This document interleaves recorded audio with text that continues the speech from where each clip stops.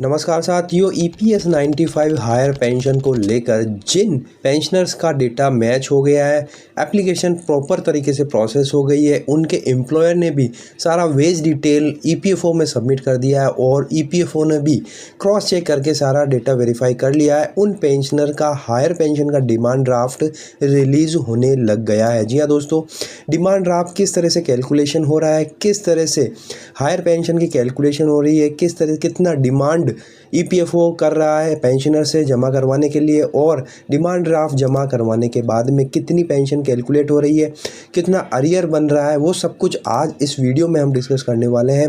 एक Excel sheet हम analysis करेंगे जिसमें हम पूरा प्रैक्टिकली देखेंगे कि किस तरह से पेंशन हायर पेंशन कैलकुलेट हो रही है, डिमांड ड्राफ्ट में कितना डिमांड किया गया है और अरियर कितना मिलेगा और टोटल पेंशन ओवरऑल कितने रहने वाली है। तो दोस्तों वीडियो बहुत ही इंटरेस्ट होने वाला है, बहुत ही इंपॉर्टेंट जानकारी इस वीडियो में आपको मिलने वाली है। अगर आप हायर पेंशन के लिए आपने अप्लाई किया है या फिर आपका अंडर प्रोसेस है तो ये वीडियो आपके लिए बहुत ही इंपॉर्टेंट हो सकता है। वीडियो को अंत तक ज़रूर देखिएगा और वीडियो अच्छा लगे तो लाइक शेयर कर दीजिएगा। चैनल पर अगर आप नए हैं या अभी तक सब्सक्राइब नहीं किया तो चैनल को ज़रूर सब्सक्राइब कर लिए, क्योंकि यहाँ पर आपको इस तरह की इंफॉर्मेटिव वीडियोस मिलती रहती है। तो चलिए दोस्तों, बिना देरी किए हुए मैं सीधा आपको ले चलता हूँ उसी एक्सेल सीट पर जिस पर ये डिमांड ड्राफ्ट जो है कैलकुलेशन हुआ है और डिमांड ड्राफ्ट भेजा गया है। दोस्तों ये कर्नाटका ऑफिस की तरफ से, ईपीएफओ कर्नाटका ऑफिस की तरफ से, यहाँ पर आप देख सकते हैं ऊपर की तरफ determination of pension in respect of cases where commencement of pension is post September 2014 on a pro rata basis for pensionable service up to September 2014 54 months and service after September 2014 6 month in respect of XYZ, यानी कि इनका नाम hide किया है। तो ये overall इनकी जो सर्विस है उनको दो पार्ट में इन्होंने डिवाइड किया है। एक है सितंबर 2014 से पहले की सर्विस और एक है सितंबर 2014 के बाद की सर्विस। दो सर्विस को इनको कैलकुलेट करके इन्होंने ये पेंशन जो है हायर पेंशन कैलकुलेट करके यहाँ पर दिखाई है। तो यहाँ पर आप देख सकते हैं स्टार्टिंग में जो member name, PF number, date of birth, date of joining, date of exit, ये सब कुछ आपको दिख रहा होगा। 6500 सीलिंग एंड डेट जो है 31 अगस्त 2014, जो हमें पता है उससे पहले जो सीलिंग थी वो 6500 थी। उसके बाद में इसको बढ़ाकर 1 सितंबर 2014 के बाद में इसको 15,000 कर दिया गया था पेंशन की सीलिंग को। तो अब यहाँ पर आप देख सकते हैं, अब आप ध्यान से समझिएगा दोस्तों, बहुत ही बारीकी से मैं आपको हर एक चीज़ समझाने की कोशिश करूँगा। तो यहाँ पर देखिए जो टोटल सर्विस ये आप देख रहे हैं, total service from 16 November to 1995 to date of exit, तो ओवरऑल सर्विस जो हुई है 19 ईयर्स 3 मंथ्स 14 डेज़ की हुई है। इस जब से ईपीएस की जो स्कीम लॉन्च हुई है तब से लगाकर जब से डेट ऑफ एग्जिट हुई है तब तक 19 ईयर्स 3 मंथ्स 14 डेज़ की इनकी सर्विस हुई है। ठीक है दोस्तों, अब यहाँ पर राइट साइड में आप देखेंगे pensionable service from 16 November 95 to 31 August 2014, ये इन्होंने कैलकुलेशन करी है। ये आप देख रहे हैं 19 ईयर्स 3 मंथ्स और जो 14 डेज़ है इनको इन्होंने डेज़ में कन्वर्ट कर लिया है। दोस्तों आपको पता होगा जो पेंशन कैलकुलेशन होती है वो डेज़ में ये कैलकुलेट करते हैं, यानी कि ओवरऑल जितने डेज़ होते हैं उसमें कन्वर्ट करके ही इसका कैलकुलेशन होता है। तो यहाँ पर जो पेंशनेबल सर्विस इन डेज़ है वो 6856 डेज़ निकल कर आए हैं ओवरऑल इन 19 ईयर्स के, और जो वेटेज है वो 730 का इन्होंने दिया है जो फास्ट वेटेज है। तो टोटल पेंशनेबल सर्विस हो चुकी है 7586 डेज़। तो ओवरऑल जो पेंशनेबल सर्विस कैलकुलेट होगी वो 7586 डेज़ पर होगी। यहाँ पर आपको मैं बता दूँ एक चीज़ मैं आपको मिस कर दिया था, जो अभी इस पेंशनर को जो पेंशन मिल रही है, actual pension as per PPO अभी जो मिल रही है वो 2521 है, यानी कि 2521 रुपये अभी मिल रही है। इन्होंने हायर पेंशन से पहले जो नॉर्मल पेंशन मिलती है वो 2521 रुपये इनको मिल रही है। चलिए अब हम नीचे की तरफ आते हैं। जो अभी यहाँ पर देख रहे हैं पास सर्विस पेंशन ए जो कैलकुलेट हुआ है पास सर्विस 16 ईयर्स 4 मंथ्स 14 डेज़। अब ये ए क्या है ये भी मैं आपको बता देता हूँ। पास सर्विस है 538, ये 538 है दोस्तों। ये जो फैमिली पेंशन के इस रूप में इस डेज़ को लिया जा रहा है जो पहले के डेज़ थे, यानी कि जो 16 नवंबर 95 से स्कीम लॉन्च हुई उससे पहले की जो इनकी सर्विस थी वो ये सर्विस पीरियड है उसका इन्होंने 538 रुपये जो पेंशन बनी वो इन्होंने एज एवरेज पेंशन ले ली है, पास सर्विस पेंशन। ठीक है दोस्तों, ये 538 जो है ये पेंशन है, अमाउंट है, सर्विस पेंशन अमाउंट है। ठीक है, अब इसके बाद में pension calculation from 16 November 95 to 31 August 2040। Pension calculation किस तरह से होगा ये आप ध्यान से समझिएगा। यहाँ पर देखिए जो एवरेज वेजेस है फ्रॉम 3 टू 2010 टू 8 2014, 54 मंथ्स का इन्होंने एवरेज लिया। लास्ट 54 मंथ्स का जो है इनकी सैलरी है, पेंशनेबल एवरेज सैलरी 30,587 रुपीज़।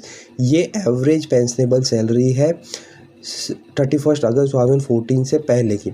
अब पेंशनेबल सर्विस इन डेज जो हमने यहाँ पर देखा था 6,856 और जो वेटेज है 730, दोनों यहाँ पर ले लिए। जो टोटल पेंशनेबल सर्विस है वो डेज़ में आ गई है 7,586 डेज़ आ गए हैं पेंशनेबल हमारे पास में। जो है वेजेस आ गया 30,587। तो अब जो फॉर्मूला होता है वो यहाँ पर लगा दिया गया है, average pensionable salary into number of years या फिर number of days divided by 70 into 365, या तो 70 लेंगे या 365 क्यों लेंगे, क्योंकि डेज़ में कैलकुलेशन हो रहा है। तो यहाँ पर आप अगर 365 इंटू 70 करेंगे तो ये आएगा 25,550। तो इस फॉर्मूले से जो पेंशन निकल कर आएगी वो निकल कर आ रही है 9,082 रुपीज़। तो जो अब हायर पेंशन कैलकुलेट हुई है इस सर्विस पीरियड की वो निकल कर आई है 9,082 रुपीज़। तो दोस्तों ये तो एक पार्ट हो गया। पहला जो पार्ट जो नवंबर 95 से पहले की जो पेंशन थी वो थी 538 रुपीज़, इस पीरियड की हो गई है 9,082 रुपीज़। अब सितंबर 2014 के बाद की जो पेंशनेबल सर्विस पेंशन बनेगी वो भी यहाँ पर निकाली हुई है। Average of wages from September 2014 to February 2015, यानी कि इन्होंने फरवरी 2015 में एग्ज़िट कर लिया था। तो इस 6 मंथ की जो वेजेस थी इनकी एवरेज वेजेस 41,660 रुपीज़, 41,660 रुपये एवरेज पेंशन है। पेंशनेबल सर्विस इन डेज़ जो निकल कर आई है 182 डेज़ है। अब सेम फॉर्मूला यहाँ पर लगा हुआ है, average wages into number of days divided by 70 into 365, यानी कि 25,550 से डिवाइड करेंगे तो ये जो पेंशन निकल कर आएगी वो आएगी 297 रुपीज़। तो यहाँ पर 3 पार्ट में जो है पेंशन कैलकुलेट हो चुकी है। एक नवंबर 95 से पहले की जो है 538 रुपीज़, फिर उसके बाद में नवंबर 95 से अगस्त 2014 से जो हायर पेंशन निकल कर आई है वो 9,082 रुपीज़, और उसके बाद की जो हायर पेंशन निकल कर आई है वो 297 रुपीज़। तो ये 3 पार्ट की पेंशन यहाँ पर कैलकुलेट हो गई। अब यहाँ पर आप ध्यान रखिएगा, जो पहले एक्चुअल पेंशन मिल रही थी वो 2,521 रुपीज़ ही मिल रही थी। अब हम नीचे की तरफ आते हैं। अब ध्यान से देखिए दोस्तों, ओवरऑल पेंशन कैलकुलेट हो रही है। पास सर्विस पेंशन जो हमने कैलकुलेट करी थी नवंबर 95 से पहले की वो थी 538। नवंबर 95 से अगस्त 14 तक की जो पेंशन निकल के बनी थी वो 9,082 रुपीज़, और सितंबर 2014 के बाद की जो सर्विस पेंशन बनी है वो 297। तीनों को समअप कर देंगे तो जो टोटल हायर पेंशन कैलकुलेट हुई है वो 9,970 रुपीज़, यानी 9,917 रुपये पेंशन कैलकुलेट हुई है।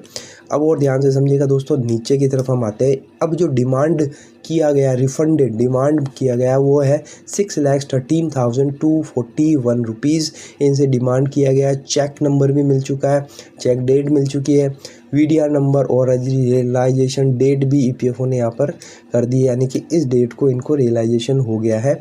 तो ये डिमांड इन्होंने रखी थी पेंशनर से कि आप इतना अमाउंट जमा करवाइए फिर आपको हायर पेंशन मिल जाएगी। तो वो है 6,13,000 जमा करवाने के बाद में इनको ये वाली पेंशन 9,917 रुपीज़ मिलनी स्टार्ट हो जाएगी। लेकिन अब दोस्तों एक और कैलकुलेशन है, इसको ध्यान से समझिएगा। Total amount of pension on higher wages from 3 March 2015 to 31 December 2023, यानी कि इस पीरियड में टोटल हायर पेंशन कितनी बनेगी वो अमाउंट निकल कर आता है 10,50,541 रुपीज़, क्योंकि इनको अरियर भी पे करना है ईपीएफओ को ईपीएस पेंशन में, तो ये भी यहाँ पर कैलकुलेट होगा। तो वो निकल कर आ रहा है जब से इन्होंने एग्ज़िट किया है और जब फाइनल जो 31 दिसंबर 2023 तक का कैलकुलेशन हुआ है उसके अंदर जो टोटल हायर पेंशन अमाउंट बना है वो है 10,50,541 रुपीज़।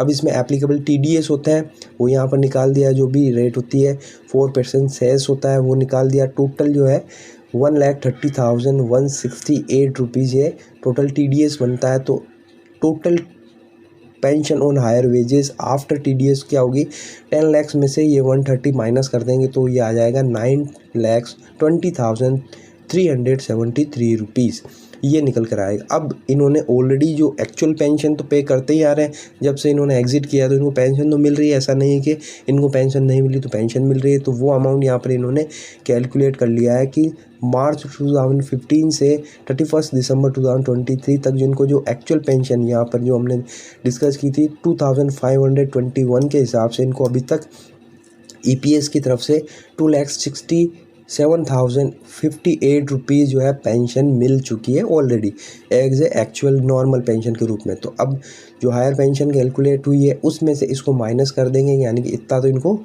मिल चुका है। तो अब जो total outstanding arrears on pension on higher wages to be paid EPFO को पे करना पड़ेगा इन पेंशनर को, वो है 6,53,315 रुपीज़। तो दोस्तों आप देख सकते हैं यहाँ पर इनको अरियर के रूप में मिलेगा 6,53,000 और अब इनकी जो पेंशन बढ़कर हो जाएगी 9,970 रुपीज़, जो पहले थी 2,521 रुपये आ करीबन। आप देख सकते हैं 6,000 का इनको अच्छा खासा जंप मिल चुका है और इन्होंने 6,13,000 रुपीज़ ईपीएफओ में डिपॉजिट किया, जमा करवाया है, तब जाकर इनको जो है इतना अरियर भी मिल जाएगा और ये हायर पेंशन भी इनकी कैलकुलेट होके आ जाएगी। तो दोस्तों ये सारा कैलकुलेशन था, इसके हिसाब से तो ये बहुत ही अच्छी हायर पेंशन की तरफ से ये अगर किसी ने अप्लाई किया है, अगर उनका सब कुछ क्लियर हो गया, एप्लीकेशन प्रोसेस हो गई, तो डिमांड ड्राफ्ट की तरफ से यहाँ पर आप देख सकते हैं कि इनको अच्छा खासा अरियर भी मिल जाएगा। हालांकि इस पर इंटरेस्ट ईपीएफओ नहीं दे रहा है, लेकिन अरियर अमाउंट और हायर पेंशन बढ़कर अच्छा खासा अमाउंट इनको मिलना स्टार्ट हो जाएगा। और ये हायर पेंशन का ऑप्शन जिन्होंने भी चूज़ किया है और जो एलिजिबल थे उनके लिए अच्छा एक ये पेंशन का स्कीम, हायर पेंशन जो सुप्रीम कोर्ट के ऑर्डर के बाद में ईपीएफओ ने जो जारी किया है मैंने आपके सामने रखा है। आई होप आपको क्लियरिटी हो गई होगी। इसके अलावा भी अगर आपको क्वेश्चन डाउट होता है तो आप कमेंट बॉक्स में ज़रूर पूछिए। ये एक डिमांड ड्राफ्ट है जो हमें मिला था, मैंने आपके साथ में डिस्कस किया ताकि आपको भी इसकी क्लियरिटी हो जाएगी। अगर आप हायर पेंशन के लिए आपने अप्लाई किया है, आपका डिमांड ड्राफ्ट अंडर प्रोसेस है या होने वाला है, तो किस तरह से आपसे डिमांड ड्राफ्ट लिया जाएगा, कितनी आपकी पेंशन कैलकुलेशन होगी, किस तरह से होगी, क्या क्या क्राइटेरिया रहने वाला है और कितना आपको अरियर मिलेगा, वो सब कुछ मैंने आपको इस एग्जाम्पल के द्वारा समझा दिया है। तो दोस्तों आई होप वीडियो आपको अच्छा लगा होगा। अच्छा लगा तो प्लीज़ लाइक शेयर ज़रूर करिए। जाते जाते अगर चैनल को सब्सक्राइब नहीं किया तो प्लीज़ सब्सक्राइब कर लीजिए, बेल नोटिफिकेशन को हिट कर दीजिए ताकि इस तरह की इन्फॉर्मेटिव वीडियो सबसे पहले आप तक पहुंच जाए। तो फिर मिलते हैं। जय हिंद, जय भारत।